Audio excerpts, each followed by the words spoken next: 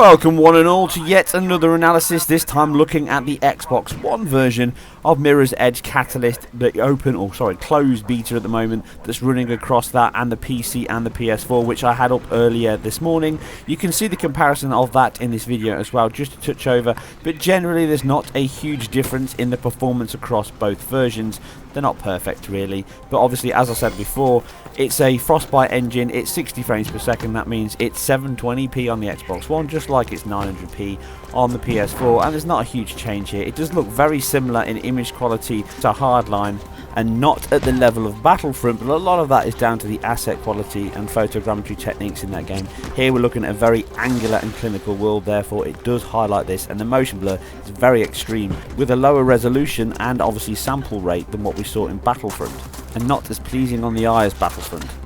But with the engine now fully supporting a physically based rendering solution, we can see that evident throughout the game's mixture of some real-time and pre-rendered cutscenes, and obviously in gameplay as you can see on screen. It's clear within the beta here that they've obviously reduced the texture quality in the game. There's very obvious points as you play the game of faces, billboards, signs that are very low map levels, just to keep the size of the beta down.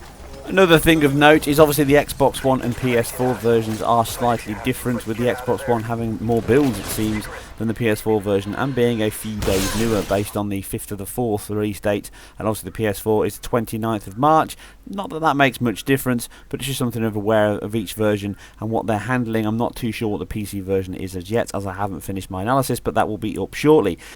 The biggest glaring difference between the two is obviously the resolution. The 720 version here on Xbox One does look very aliased and very soft compared to the PS4 version's 900p, which isn't perfect itself, but it does actually stand out quite clearly when you just jump between the two, and again brings up the whole conversation about resolution and image quality.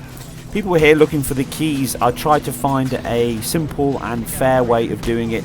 I thank you for your suggestions as well, but what I've done is in this video there's hidden sections of the key for the Xbox One beta, the PS4 beta and a PC beta.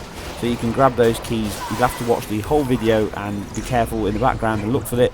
I thought that's the fairest way of doing it. It's not too hidden, I'm not being mad here. But when you find it, please do the courtesy of just dropping a message in the comment section below to say that you've taken that key, so that people don't spend time typing it in and trying to find it when it's already been taken by somebody else. I would appreciate that if you could. I'm sorry I couldn't do a fairer way, but that's the best way I think of doing it, and that way if you see this video somewhere at this point onwards, you'll find the key for all three versions, so keep your eye out for that as well. Now, like I say, returning back to the performance of both the PS4 and the Xbox One release, they are pretty close. The PS4 is ever so slightly more stable with the higher resolution, but really you're not really going to notice that outside of this kind of analysis. The average is coming at 52.8 for the Xbox One and 54.5 on the PS4, with the highest frame time of 83 milliseconds so far on the PS4 and 100 milliseconds on the Xbox One, but they both come with a 99 percentile rate of 50 milliseconds and a 95th percentile rate of 33 milliseconds, which isn't ideal for a game targeting 60 frames per second. But before everyone gets their hands in the air and goes, oh, it's out in a few weeks or months, so everyone get carried away, this version is not going to be that new. It's probably going to be a few weeks old. It's the most stable version they've got, and they've used pairbacks to get this game to run on an open beta to test the performance, get feedback from the community, and obviously test the server infrastructure to make sure it works. The actual game itself, I'm sure when it releases, based on DICE's previous record, they're going to achieve a near locked 60 as they did with Hardline and Battlefront. You can look back at some of my old videos where I covered those games. Certainly Star Wars Battlefront improved hugely from its E3 showing. I know it was a longer period of time, along with a few sections where the PS4 seems to run a few more alpha effects and smog effects that the Xbox One seems to be missing at this point. So I'm sure they can get to that level and improve the asset quality. Like I say, there are some obvious points in the game that look pretty poor. Many of those stutters and dropped hangs seem to come from the ye old enemy of state loading, streaming issues, hitting sector points in the game. Obviously the hard drive is streaming that data off, and obviously the CPU is taking the hang as it jumps in to try and pull that data, which you can see clearly in both versions here and on PC, with dips down to 50-60 milliseconds regularly. I'm sure in the internal builds and obviously the aims that DICE have at the moment, these are the areas they're going to aim to fix, and probably already have quite a few fixes in place, so don't centre too much attention on this. Based on previous history, like I say, I'm sure it'll be much better in the final release, and that's why my channel exists, so you can check back and find out how that actually is on both versions. I don't expect anything to change in terms of resolution though, that's going to stay exactly as it is. But like I say, the performance, the biggest issues are the stutters and hangs from that streaming issue and the sectors where they load in and load data.